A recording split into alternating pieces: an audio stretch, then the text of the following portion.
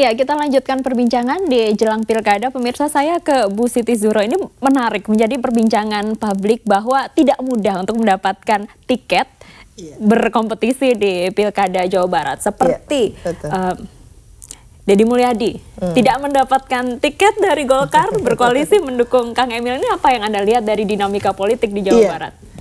Secara umum itu tidak hanya di Jawa Barat, jadi partai-partai itu senang kalau mendukung orang yang bakal menang. Tidak ada partai yang mengusung calon yang kalah. Artinya itu tidak cerdas. Gitu. Ini potensi menangnya besar Kang Emil. Jadi pastinya partai sudah melakukan internal itu survei. Jadi sudah disurvei calon-calon tertentu dan itu tidak dikabarkan ke publik. Oleh karena itu ya ketika menentukan siapa yang akan diusung, lah di situ sebetulnya partai sudah hampir pasti ini oke untuk dijual kan gitu ya. Lah oleh karena itu ya ini memang menurut saya calon-calon apakah itu kader atau non kader dan sebagainya itu memang mampu gitu ya menunjukkan khususnya kepada partai-partai karena partai yang akan melamar kan gitu. Sebenarnya melalui calon perseorangan bisa, tapi ternyata gara-gara Jakarta tidak ada calon perseorangan yang di daerah-daerah tidak ada juga akhirnya. Ternyata susah sekali gitu. Nah itu artinya apa? Artinya memang populer saja tidak cukup. Jadi partai-partai politik saat ini mengejar elektabilitas, bukan popularitas semata gitu. Dihitung elektabilitas, jadi tingkat keterpilihannya itu besar. Elektabilitas Kang Emil? Nah ini yang dinilai gitu ya oleh partai-partai yang mendukung itu masih inilah istilahnya itu lawan tanding yang cukup kuat kan gitu. Lah ada Deddy Mizwar juga, yang lain belum muncul gitu ya. Kita harapkan tidak dua pasangan calon lah, bisa lebih dari situ menunjukkan bahwa banyaknya partai tadi itu juga memiliki stok-stok kader yang oke. Nah, ini kita harapkan seperti itu sehingga kontestasi kompetisinya itu juga tidak terhenti hanya dua pasangan calon tapi bisa lebih. Dengan demikian masyarakat juga bisa diberikan satu alternatif, satu opsi-opsi terhadap calon-calon pemimpin yang betul-betul nanti yang muncul itu yang the best kan gitu. Ini salah satu menurut partai koalisi Nasdem bersama yang lainnya tentu saja Kang Emil salah satu yang dinilai the best ya. Selain figurnya yang memang familiar di masyarakat Indonesia, Jawa Barat khususnya, apalagi pertimbangannya? Iya, Nasdem memang mendeklarasikan Kang Emil lebih cepat ya dari partai lain.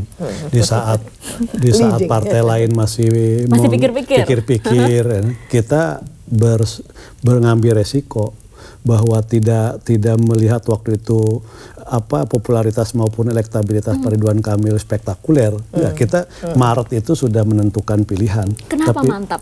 Karena kita gini, pertama dalam pandangan kami Nasdem terutama di Jawa Barat, selama periode Kang Emil memimpin Kota Bandung, banyak sekali proses perubahan di Kota Bandung, dan perubahan di Kota Bandung, keberhasilan di Kota Bandung sebagai wali kota itu juga mendapatkan banyak pengakuan dari lembaga-lembaga yang kredibel dengan memberikan penghargaan dan sebagainya. Dan juga memang Bandung berubah menjadi lebih baik lagi kan gitu loh. Jadi kita harapkan bahwa apa yang sudah dilakukan Kang Emil di Bandung dalam skala yang lebih kecil itu bisa ditarik dalam skala yang lebih luas. Artinya gini loh, kebaikan Kang Emil sebagai pemimpin membawa daerah menjadi lebih baik itu dirasakan oleh masyarakat Bandung saja sebagai wali kota. Nah kita harapkan kalau menjadi gubernur seluruh masyarakat Jawa Barat bisa merasakan manfaat dari kepemimpinan Kang Emil. Itu satu hal. Yang kedua, kita juga melihat bahwa sebagai seorang yang punya latar belakang arsitek, tipe kepemimpinan Kang Emil ini kan kreatif. Yang kedua inovatif. Nah, kreativitas dan inovatif dalam tipe kepemimpinannya ini kan didukung oleh daya imajinasinya yang tinggi. Nah, kita mengharapkan ke depan bahwa pemimpin-pemimpin daerah itu memiliki visi yang jauh ke depan. Bahasa sederhananya dia harus visioner. Nah, kepemimpinan yang visioner itu akan melahirkan kreativitas dan inovasi. Dan itu menurut saya tantangan ke depan memang pemimpin yang seperti itu. Karena eranya sekarang kan eranya era yang sangat tanpa batas gitu kan, semua terkoneksi satu sama lain. Jadi memang dibutuhkan figur-figur seperti itu. Itu pertimbangan Nasdem kenapa dari awal mantap mendukung Pak Ridwan Kamil. Baik, Bu Siti Zuhro, ini perdebatan yang klasik sebenarnya. Sukses di daerah ini belum tentu menjadi refleksi ketika nanti memimpin di daerah yang lebih luas lagi. Seperti di kota, belum tentu nanti akan berhasil atau sebagus waktu di kota ketika menjadi gubernur. Tanggapan Anda? Iya, sebetulnya harusnya gitu ya. Kepala daerah di level kabupaten kota yang bagus itu naik kelas. Ya. Jadi itu yang disebut dengan satu proses leadership gitu ya, atau pemimpin from below gitu ya. Tidak top down, tidak istilahnya itu hanya diletakkan gitu, tapi dia tumbuh dari bawah. Jadi dia yang bagus dari level desa ke kecamatan, bahkan gitu ya, kalau sudah ikut di partai politik bisa masuk ke kabupaten kota kan gitu. Dan kalau hebat di kabupaten kota, inovatif tadi itu, visioner, sosok-sosok pemimpin yang katakan dalam hal ini adalah dia melakukan thinking out of the box gitu ya. Jadi move on. Istilahnya itu. Jadi dia mampu menerobos gitu ke normalan. Jadi itu yang menghadirkan kreasi-kreasi yang lalu membangunnya itu tidak linier. Jadi membangun daerah dengan cara-cara yang spektakuler. Lah itu yang diperlukan. Apalagi di era kompetitif MEA sekarang ini, daerah-daerah betul-betul harus menjadi penyangga pembangunan nasional kita. Jadi pembangunan nasional atau kemajuan di level nasional Indonesia itu harus ditopang oleh daerah-daerah yang juga membangun. Oleh karena itu memang memiliki pemimpin yang the best, itu yang tadi itu, yang inovatif, yang spektakuler, yang visioner, yang solidarity maker bahkan gitu ya, bagaimana dia mampu melibatkan sebanyak mungkin masyarakat untuk membangun bersama dengan Pemda. Itu diperlukan. Lah ini yang memang sudah muncul tapi tidak terlalu banyak dibandingkan 542 provinsi, kabupaten dan kota. Salah satunya yang diusung Nasdem dan yang lain ini yang the best ya. Kita penasaran nih sebenarnya ada mahar atau perjanjian apa begitu ketika memunculkan nama Ridwan Kamil? Iya, dari awal kami melakukan proses komunikasi dengan Kang Emil di akhir tahun 2016 ya. Nah, Nasdem kan gini, bagi Nasdem pilkada ini misi utamanya adalah mencari putra-putri terbaik bangsa yang ada di daerah. Harus kita berikan kesempatan. Karena Nasdem meyakini kalau kita mampu melahirkan kepala-kepala daerah yang baik, maka rakyat yang dipimpinnya akan mendapatkan manfaat kebaikan dari kepala daerah tersebut. Nah, bagaimana kita melahirkan kepala daerah yang baik? Tentu proses partai sebagai mata air dari sumber kepemimpinan. Kalau kita ingin melahirkan kepala daerah yang baik, maka mekanisme rekruternya kan harus baik.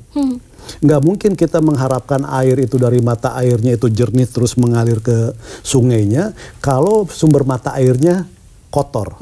Sama dengan partai. Kita nggak mungkin mengharapkan pemimpin yang baik lahir dari partai kalau mekanisme melahirkan pemimpinnya salah. Apa mekanisme kelahiran pemimpin yang salah?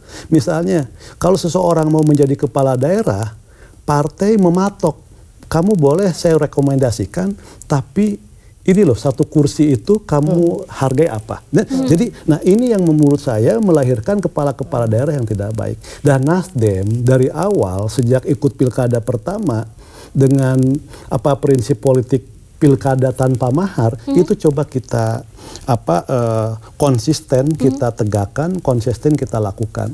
Terkait tidak hanya dengan Pak Ridwan Kamil, dengan Pak Ridwan Kamil kita tidak ada transaksi apapun, tidak ada komitmen apapun, tidak ada mahar, tidak ada deal apapun, apakah itu dalam bentuk jabatan politik, bahkan saat yang terakhir yang kita minta pun, Kang Emil tidak boleh menjadi kader partai apapun, termasuk Partai Nasdem.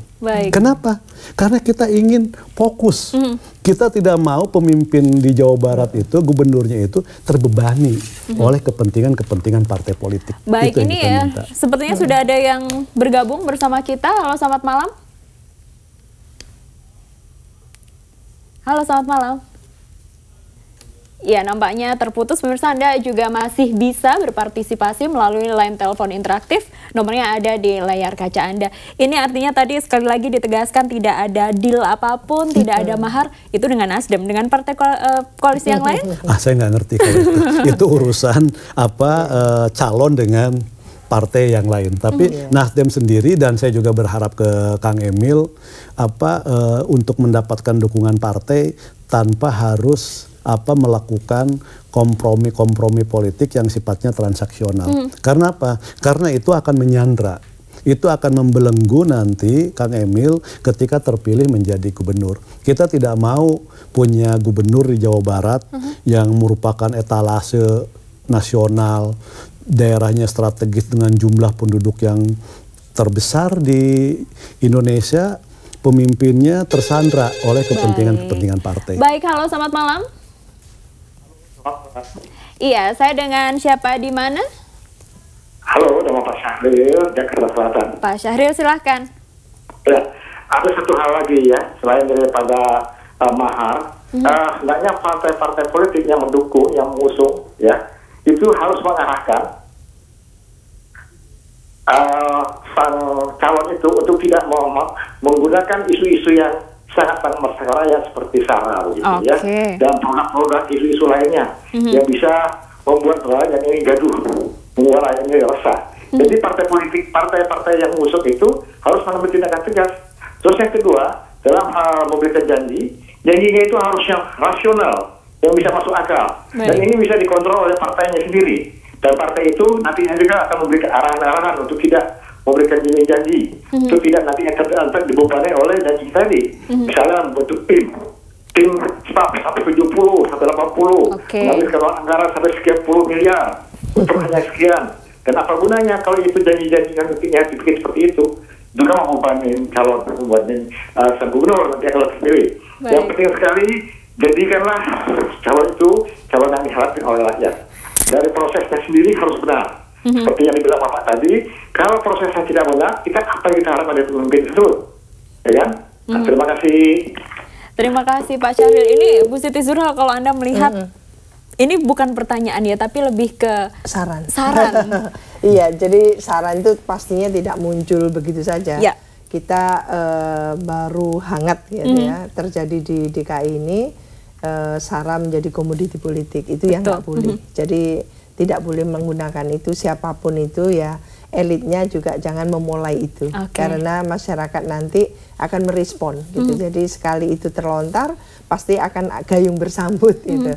Lah tidak ada selesainya kalau berbicara tentang itu. Padahal esensi dari pilkada itu adalah mengkontestasikan substansi, kualitas dari para calon yang kita harapkan nanti betul-betul masyarakat bisa melihat dengan sangat terbuka gitu ya, bahwa memang yang mereka akan pilih, masyarakat daerah itu akan memilih calon-calon pemimpin yang tepat gitu ya, yang tepat. Lah ini yang harusnya dikontestasikan, bukan tentang agama, tentang mungkin saling mencari, bukan negatifnya lagi, tapi kampanye hitam gitu ya, yang itu yang tidak boleh, dan itu jangan dimulai oleh elit, yang sudahlah. Gitu tadi ya, dikatakan juga janjinya harus rasional dan akhirnya pemimpin disayangi rakyatnya. Itu apakah memang susah mencari pemimpin yang seperti itu? Betul, visi misi tadi itu harus betul-betul reliable, tangible. Artinya masuk akal, bisa dipercaya dan bisa diaplikasikan konkret, bisa diimplementasikan. Nah itu memang harus semacam buatlah visi misi yang tidak perlu ada kebohongan publik di situ. Baik, kita terima telepon dulu. Ya. Halo, selamat malam. Malam. Dengan siapa di mana? Pak Mahfud Subang. Pak Mahfud di Subang, silakan Pak. Malam. Malam Pak. Malam Pak Mahfud. Dengan Bapak Mahfud Subang. Iya, malam silakan, Pak Mahfud. Pertanyaannya Pak Mahfud. Ini saya itu sangat meragukan dengan kepemimpinan Pak Emil. Kenapa Pak? Karena Pak Emil itu biasa di kota. Baik. Jadi belum mampu kayak untuk memimpin satu Jawa Barat yang segitu luasnya. Gitu. Jadi karena kultur perkotaan dengan pedesaan itu sangat jauh. Jadi ya sampai sekarang saya masih meragukan nanti kalau Pak Emil jadi gubernur. Makasih. Terima kasih.